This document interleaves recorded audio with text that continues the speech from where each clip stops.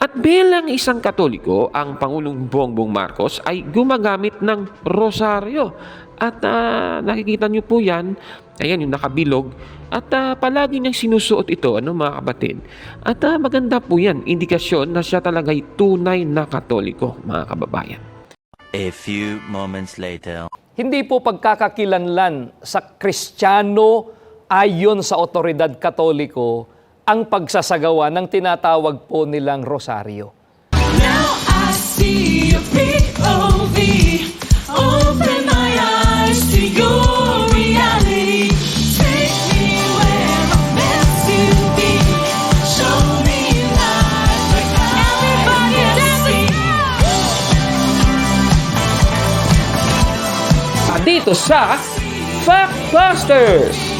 Sa puntong ito ng ating programa, kung hindi ka pa nakasubscribe, pakiclick po ng subscribe button at ang notification bell para updated po tayo sa ating mga susunod na videos. Kaya, let's go at simulan na natin!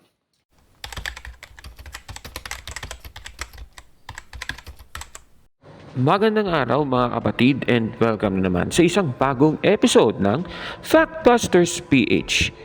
Babasahin muna natin ang Roma Kapitulo 13, ang talata ay 1. Ganito po ang sabi.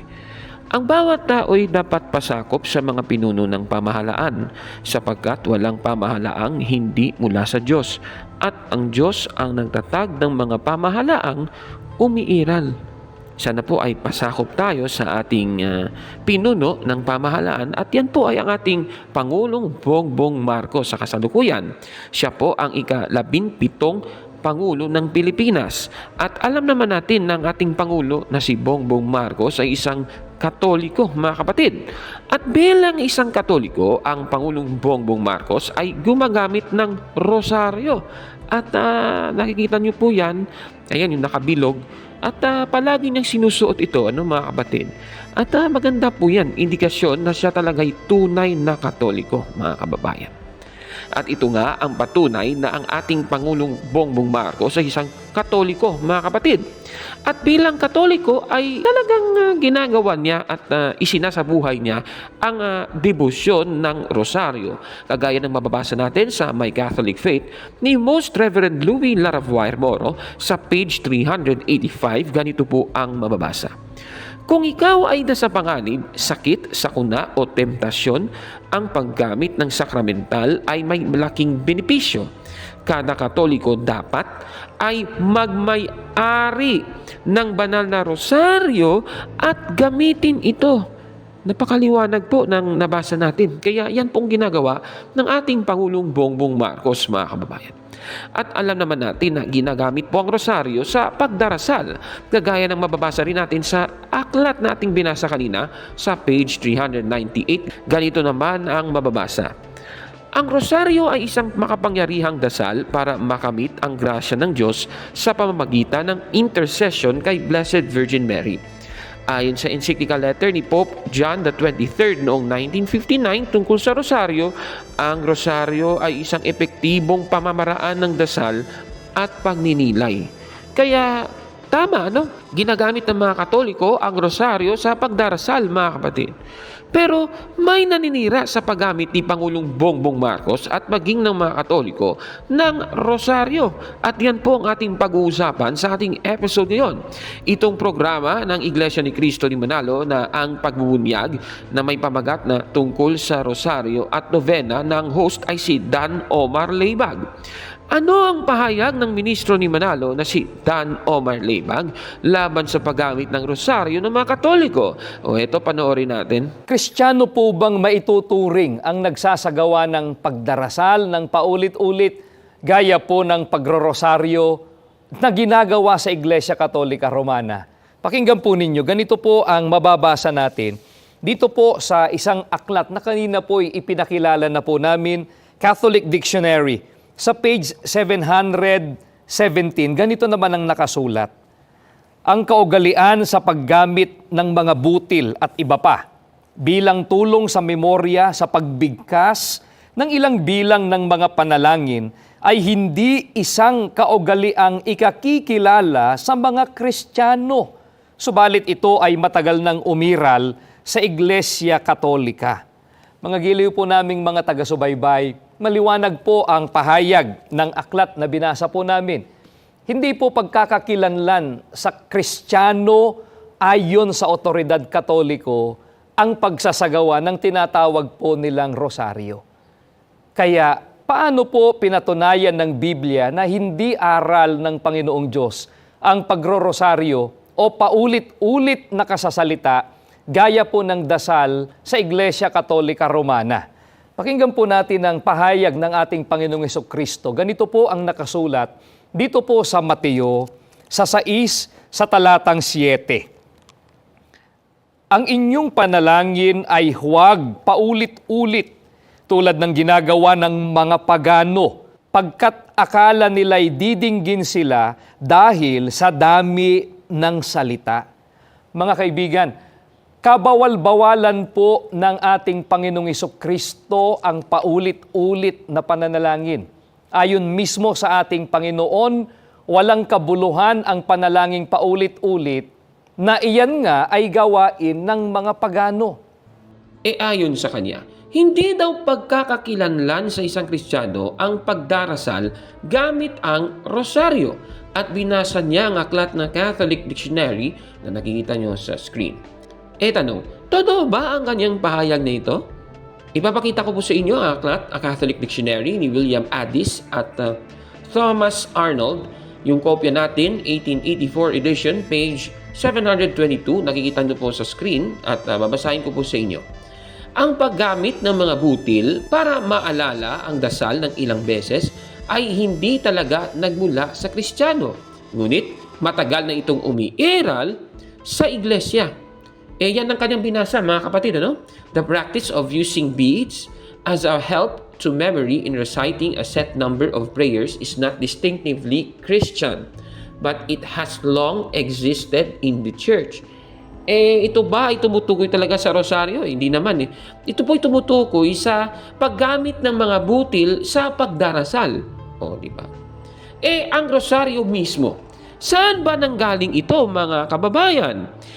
Doon din sa aklat natin babasahin, sa page 723 naman, ganito po ang sabi. Ang kwento na si San Dominic ay natutunan ang paggamit ng rosaryo mula kay Mahal na Birheng Maria sa pamamagitan ng Revelation, at ito'y lumaganap. Sa krusada laban sa Albigenses ay tinanggap na rin ng mga huling mga Santo Papa, kagaya ni Leo X, Pius V, Gregory XIII, Sixtus V, Alexander VII, Innocent XI at Clement XI. Ibig palang sabihin, hindi po galing sa mga pagano ang rosaryo, mga kababayan. Ibig sabihin, kahit na may mga instrumento na para sa pagdasal noon, na may mga butil na umiiral na ganoon, ang rosaryo po ay nagsimula sa panahon ni Saint Dominic, mga kababayan. At ayon po kay Dan Omar Leibag, lumalabag daw ang mga Katoliko sa Mateo 6:7 kung magdadasal gamit ang rosaryo. At yan ang nakasulat sa Mateo 6:7. Ang inyong panalangin ay huwag paulit-ulit tulad ng ginagawa ng mga pagano, pagkat akala nila'y didinggin sila dahil sa dami ng salita. Tanong, totoo ba ang pahayag ng ito? Sige, suriin na nga natin. Yung binasa niya, Mateo 6:7 ng New Filipino Version. Ang babasahin naman natin, at titingnan natin itong nasa ang dating Biblia 1905. Ganito po ang sabi. At sa pananalangin ninyo ay huwag ninyong gamitin ang walang kabuluhang paulit-ulit, na gaya ng ginagawa ng mga hintil. Ang tinutukoy, walang kabuluhang paulit-ulit. Yan palang tinutukoy sa talatang ito, mga kababayan. Sa Greek yan po ay batalogesete. Ayan, batalogesete. At yung batalogesete ay ayon sa Strong's Concordance, yan po ay to stammer. Ayan, to utter empty words. Ayan, napakaliwanag po yan, mga kababayan. Sa Help Word Studies, ang batalogesete ay galing sa Greek word na batologeo. Ibig sabihin, to blubber nonsensical repetitions. Maliwanag po yan. Katunayan sa mga Bible scholars at Bible commentators ay ganitong pahayag nila. Una, dito sa A Greek English Lexicon of the New Testament and Other Early Christian Literature, 3rd edition ni Walter Boyer sa page 172. Ganito po ang mababasa. Batologeo, magsalita sa paraang nagpapakita ng uri ng pattern ng pagsasalita ng isang nauutal na paulit-ulit na gumagamit ng parehong mga salita, nagsasalita ng hindi nag-iisip. Yan pala ang tinutukoy, mga kababayan. Isa pang aklat itong Catholic Commentary on Sacred Scripture, The Gospel of Matthew ni Curtis Smith at Edward Sri sa page 105. Ganito naman po ang sabi. He condemns the babbling prayer of the pagans who think that they will be heard because of their many words. He is not criticizing persistence in prayer or repetition, which is biblical and pleasing to God. Ayan, mayroong talata, Daniel 3:52 hanggang 68, Awit 136 at Apokalipsis 4:8. Rather, Jesus condemns a common pagan practice of reciting divine names and formulas to implore the gods to act on their behalf. Napakaliwanag, isa palang common pagan practice ang babbling prayer. Yung pananalangin na paulit-ulit yung salita pero hindi mauunawaan, yan palang tinutukoy dyan. Isa pang aklat, itong isinulat ni Craig Keener, itong The Gospel of Matthew, a Social Rhetorical Commentary sa page 212. Ganito naman ang sabi. But Jesus not only warns against the hypocrite's prayer that invites human rather than divine attention. He criticizes pagan prayers designed to manipulate their deities. Maliwanag po. Yan palang tinutukoy, At isa pang aklat ito pong Matthew, New Cambridge Bible Commentary sa page 143 na isinulat ni Craig Evans. Ganito naman ang sabi. We may have here an allusion to the story of the prophets of Baal crying out all day to their God, who never responded. Evidently, they thought that he eventually would heed their prayer if they made enough noise and repeated themselves often. Care of 1 Kings chapter 18 verse 26 to 29. They called on the name Baal from morning until noon and no answer, and they raved on, but there was no voice. Napakaliwanag. Yung example pala ay itong nangyari sa pagtawag nila kay Baal mula sa umaga hanggang sa tanghali pero walang sagot, mga kapatid. So, ibig sabihin, tumutukoy sa mga paganong pananalangin ang nasa nasabing talata. Ayon sa mga Protestant Bible scholars, hindi naman po paganong pananalangin ang pananalangin sa rosaryo, mga kapatid. Ayon sa mga Bible commentators, lahat ba ng mga pananalangin paulit-ulit ay mali na? Sige, babasahin natin. Ito pong exegetical commentary on Matthew ni Dr. Spiros Zodhiates, page 54, ganito po ang sabi. Not all repetition is babble. While in spiritual agony in the Garden of Gethsemane, Jesus himself prayed the third time saying the same words. Matthew chapter 26 verse 44. Ibig sabihin, hindi po lahat ng paulit-ulit na pananalangin ay bawal na. Isa pa pong aklat, the NIV Matthew Henry Commentary sa page 27, ganito naman po ang sabi. Babbling tautology. It is not all repetition in prayer that is here condemned, but babbling. Klaro po, mga kababayan, ang nakasulat sa nasabing aklat. Klaro pa po, sa sikat ng araw, ito pong nakasulat naman sa New King James Version Study Bible. Ganito po yung footnote niya sa Matthew chapter 6 verse 27 sa page 1499. Ganito pong ating mababasa. From the motives of praying, Jesus turned to methods of praying. Why one prays determines how one prays. Nothing is wrong with repeating prayers. Here, Jesus was referring to the empty recitation of words. Klaro po, mga kababayan. Dapat po tayo, kung nagro-rosaryo tayo, dapat po hindi po walang kabuluhang paulit-ulit. Yung iba kasi, kung magro-rosaryo, parang nagre-recite na lang talaga. Hindi po isinasa puso.